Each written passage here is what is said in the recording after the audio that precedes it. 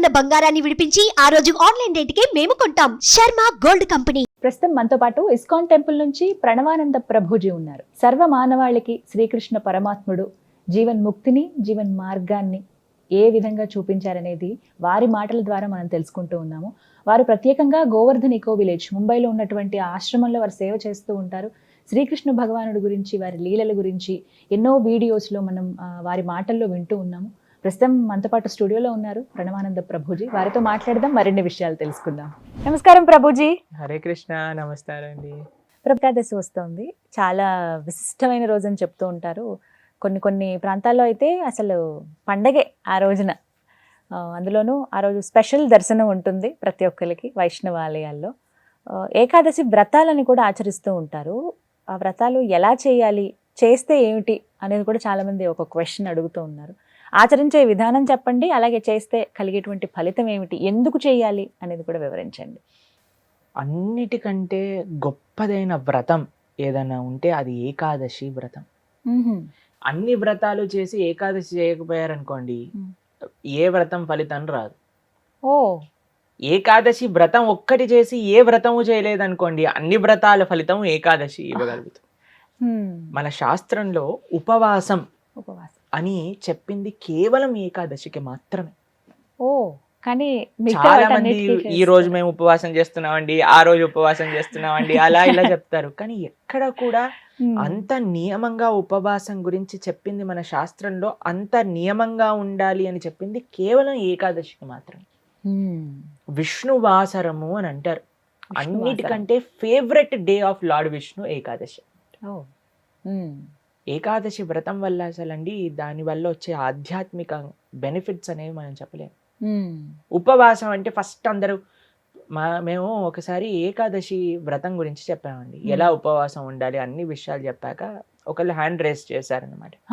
మాకు ప్రశ్న ఉంది అని. అయితే ఏం ప్రశ్న ఉంది అని అడిగితే, ఏకాదశి రోజు ఏం తినచ్చండి అని ప్రశ్న అడిగారు అనమాట. గంట సేపు నేను లెక్చర్ ఏకాదశి ఉపవాసం ఎందుకు చేయాలి అని చెప్పాక ఏకాదశి రోజు ఏం తినచ్చు అని లెక్చర్ క్వశ్చన్ అడుగుతున్నారనమాట. అయితే ఉపవాసము అంటే ఏంటో ఫస్ట్ అర్థం చేసుకుందాం. ఉప అంటే దగ్గరగా, వాసం అని అంటే ఉండటం, ఉపవాసం అని అంటే భగవంతుడికి దగ్గరగా ఉండటం. ఏ ఉపవాసానికంటే ఇదే నియమం అండి. చాలా మంది ఏం చేస్తారు తెలుసా అండి, మేము ఈరోజు కటిక ఉపవాసం, నీళ్లు కూడా స్వీకరించట్లేదు అని హ్యాపీగా టీవీ ఆన్ చేసుకొని ఇలా బెడ్ పైన పడుకొని ప్రొద్దున నుంచి రాత్రి రాకే ఏ సీరియల్లో ఏ సినిమాలు చూస్తూ ఉంటారు. అయ్యా లేచి గుడికి రండి అండి, నామం లేదు, శరీరంలో ఓపిక లేదు, నిర్జల వ్రతం ఈరోజు. మనం అండి దేన్నైనా సరే ఎంత మెటీరియలిస్టిక్ గా మార్చే శక్తి మానవుడి దగ్గర ఉందండి. శివరాత్రి రోజు జాగరణ చేయండి అంటే లేట్ నైట్ షోలు వాటిలలో సినిమా థియేటర్లో కూర్చొని జాగరణ చేస్తుంటారు. శివుడు పాపం ఏమనుకుంటాడో, ఎంత బాధపడతారో ఇలాంటి వాళ్ళని చూసి ఆశ్చర్యం వేస్తుంది. మనం దేన్నైనా సరే ఎలా పాడు చేయొచ్చో అంత, ఎంత ఫాస్ట్ గా మానవ బ్రెయిన్ పనిచేస్తుందంటే అంత పనిచేస్తుంది. ఉపవాసము అని అంటే, ఆ ఉపవాసం చేసే ఏకాదశి రోజు ఏం చెయ్యాలి అని అంటే, ఇంకా మరింత కృష్ణ సేవ, ఇంకా మరింత భగవన్నామం పలకటం. హరే కృష్ణ కృష్ణ కృష్ణ హరే హరే, హరే రామ రామ రామ హరే హరే. మరింత నామం చేసుకోవటం, మరింత భాగవత గీత వీటిని శ్రవణం చేయటం, అధ్యయనం చేయటం. ఇది ఉపవాసం, భగవంతుడు దగ్గరగా ఉండేది. మరి ప్రభుజీ ఉపవాసం అంటే తినకుండా ఎందుకు ఉండాలని చెప్తారు? ఇప్పుడు చూడండి, ప్రొద్దు నుంచి లేవంగానే తిండి గోలే కదండి మనకి. ఏం టిఫిన్ ఏం చేయాలి, దోశలు వేయటం, ఇడ్లీలు వేయటం, అటు వాయిల్ తీయటం, ఇటు చట్నీ చేయటం, ఇటు సాంబార్ చేయటం, పెట్టేయటం. దాని తర్వాత ఇది అయిపోగానే మళ్ళీ లంచ్కి ఏం కావాలి, భోజనం కోసం కూరగాయలు కట్ చేయటం, వంటలు చేయటం, మళ్ళీ తినగానే నిద్ర వస్తుంది, మధ్యాహ్నం పూట పడుకుంటాం, మళ్ళీ సాయంత్రం కావగానే ఇది అది. దాని తర్వాత మళ్ళీ రాత్రి డిన్నర్ ఏంటి, స్విగ్గీ, జొమాటో, అవి ఇవి, మళ్ళీ కిచెన్ క్లీన్ చేసుకోవడం, తూడ్చుకోవడం, బాసనలు తోముకోవడం, వీటిలలోనే రోజంతా పోతుంది. ఏం చెప్పారంటే, అయ్యా నువ్వు దేవుడికి దగ్గరగా ఉండాలంటే వీటిని కొద్దిగా దూరం పెట్టాలి, అప్పుడే సాధ్యం అవుతుంది. తినకపోయామనుకోండి, కొద్దిగా తగ్గించామనుకోండి, మనకి నిద్ర రాదు అంతగా. ప్లస్ ఇంత పెద్ద తతంగం మొత్తం కూడా ఆఫ్ అయిపోతుంది. ఎంత సమయం మెరిగిపోతుంది. మీరు ఒక్కసారి ప్రయత్నించండి. ఒకరోజు వంట తిండి ఈ రెండు ఆపేస్తే అసలు ఆ రోజు ఏంటి ఇంత పెద్దగా ఉంది మనకి అని అనిపిస్తుంది అనమాట. Long day. ఎందుకంటే అంత సమయం మనకు ఉండిపోతుంది. కాబట్టి ఏకాదశి రోజు ఏంటి నియమం, ముఖ్య నియమం ఏంటి అని అంటే ఎంత వీలైతే అంత భక్తితో ఉండటం, భగవంతుడి యొక్క ఆరాధన చేయటం, ఆలయానికి వెళ్ళడం, వైష్ణవుల సేవ చేసుకోవటం, భగవన్నామాన్ని జపం చేయటం, గీతా భాగవతాలు శ్రవణం చేయటం, సత్సంగంలో ఉండటం, ఇది ఏకాదశి ముఖ్య నియమం. దాని తర్వాత నియమం ఏంటి అని అంటే ఆహార నియమం పాటించాలి. ఏంటి ఆహార నియమం పాటించాలి అని అంటే ధాన్యంలో ఏకాదశి రోజు పాప పురుషుడు ఉంటాడు అని చెప్తారనమాట. ధాన్యం అని అంటే రైస్, దాల్, పప్పులు, తర్వాత గోధుమలు, తర్వాత వరి, వీటన్నిటిలో అనమాట. కాబట్టి ఆ రోజు మనం వీటి నుంచి దూరంగా ఉండి మరి ఏం స్వీకరించవచ్చు, పాలు, పండ్లు. తర్వాత మీకు అవి కూడా కాదండి, మరి మాకు ఇంకా శరీరం సహకరించట్లేదు, కొంతమంది ఉంటారు కదండి, బీపీ ఉంటుంది, షుగర్ ఉంటుంది, అటువంటి వాళ్ళు ఏం చేస్తారు అని అంటే మీకు సగ్గు బియ్యం అని దొరుకుతాయి, లేదా కొర్రలు అని దొరుకుతాయి అనమాట. వాటిని ఇవన్నీ కొన్ని ఏకాదశి రోజు స్వీకరించవచ్చు అని ఎలవ్ చేసినాం అనమాట.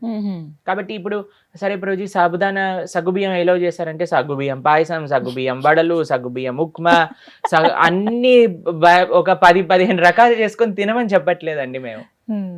ఎవరికైతే వీలుంటుందో ఒక్క రకం చేసుకోండి, వాటిని ఆహారాన్ని స్వీకరించి శరీరం బాగుండేటట్టుగా చూసుకొని భగవంతుడి యొక్క సేవలో పెట్టుకో. కాబట్టి ఏకాదశి ప్రధాన నియమం ఏంటి అని అంటే భగవంతుడి దగ్గరగా ఉండట. అని కొంతమంది కటిక ఉపవాసం అని ఉంటారండి, నీళ్లు మాత్రమే స్వీకరిస్తారు ఆ రోజు, నీళ్లు కూడా స్వీకరించరు, దాన్ని కటిక ఉపవాసం అంటారు, నిర్జల వ్రతము అని అంటారు అనమాట. చెయ్యండి ప్రభుజీ, మేము నిర్జల చేస్తూ బ్రహ్మాండంగా ప్రొద్దు నుంచి రాత్రి దాకా జపం చేసుకునే శక్తి మా దగ్గర ఉంది అని అంటే పర్ఫెక్ట్. లేదండి మాకు ఏదన్నా లోపలికి వెళ్ళండి, మాకు బ్రెయిన్ పనిచేయదు అని అన్న వాళ్ళు పాలు స్వీకరించండి, లేదండి పండ్లు స్వీకరించండి, లేదండి సగ్గుబియ్యంతో కొద్దిగా అంటే అలా ఉండొచ్చా? ఇందాక మీరు అన్నారు కటిక ఉపవాసం కనీసం. చాలా మంది భక్తులు ఉంటారు,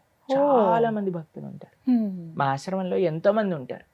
మరి మీ విషయం ఏంటి ప్రభుజీ, మీరు ఉండరా అని అంటే మేము మధ్యాహ్నం వరకు మాత్రం నీరు తీసుకోకుండా, ఏం ఆహారం తీసుకోకుండా ఉపవాసం. మధ్యాహ్నం వరకు మధ్యాహ్నం పూట కొద్దిగా పాలు, కొద్దిగా పండ్లు అలాంటివి స్వీకరిస్తాం అన్నమాట.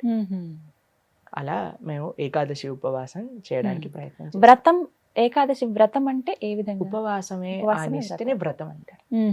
ప్రతి నెలలో 2 ఏకాదశులు వస్తాయి. అవును.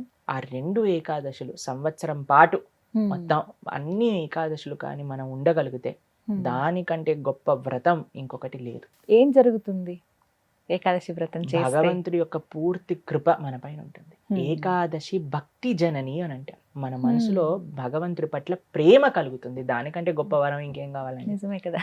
కాబట్టి ఏకాదశి వ్రతం తప్పకుండా చేయాలి. అందరూ కూడా ఆ ఏకాదశి వ్రత మహాత్యాన్ని తెలుసుకోండి, చక్కగా ఏకాదశి వ్రతాన్ని ఆచరించడానికి ప్రయత్నం చేయండి. ఇప్పుడు వైకుంఠ ఏకాదశి చాలా అద్భుతమైన రోజు, మీరు సంకల్పం తీసుకొని ముందుకెళ్ళడానికి. చాలా మంది మమ్మల్ని అడుగుతుంటారు, రోజు మా ఇంట్లో ఎవరో వెళ్ళిపోయారు, లేదా మాకు మైలు ఉంది, అశౌచం ఉంది, మీరు ఎలా ఉన్నా ఏం జరుగుతున్నా ఏకాదశి మాత్రం పాటించవచ్చు, దాంట్లో ఏం ప్రాబ్లం. ఆ రోజు ఖచ్చితంగా ఇవి వింటే బాగుంటుంది, ఇవి పఠిస్తే బాగుంటుంది. భాగవతం వినాలి, భాగవతం చదువుకోవాలి, భగవన్నామం జపం చేయాలి, కీర్తన చేసుకోవాలి, ఆలయానికి వెళ్ళాలి, కృష్ణుడికి తులసితో అర్చన చేయాలి. ఇవన్నీ ఏకాదశికి చాలా మంచి. ఆ రోజున ప్రత్యేకించి ఉత్తర ద్వార దర్శనం ఉంటుంది. అవును, వైకుంఠ ద్వార దర్శనము అని అంటారు. అన్ని ఆలయాలలో మనకి కలుగుతుంది. చక్కగా దర్శనం చేసుకొని వైకుంఠ ఏకాదశి కాదండి, అన్ని ఏకాదశులకి ఇవే నియమాలు. భగవద్ ఆరాధన, భగవన్నామ జపం, భాగవత స్మరణ, ఇవే అన్ని ఏకాదశి. కాబట్టి తప్పకుండా ప్రతి ఒక్కళ్ళు చేయాల్సిన వ్రతం ఏకాదశి వ్రతం. ఎవరైనా ఆచరించవచ్చు, ఏ వయసు వాళ్ళైనా కూడా చేయవచ్చు, చేయదగింది అని అంటే కనుక. ఎస్, చేయగలమన్న ఓపిక ఉండాలి, ఆ ఆసక్తి, ఆ నిష్ట ఉంటే ఖచ్చితంగా ఎవరైనా పాటించవచ్చు. కరెక్ట్. చాలా సంతోషం ప్రభుజీ, నమస్తే. హరే కృష్ణ. సుమన్ టీవీలో మీ పర్సనల్ అండ్ బిజినెస్ ప్రమోషన్స్ కోసం కింది నెంబర్కి కాంటాక్ట్ చేయండి.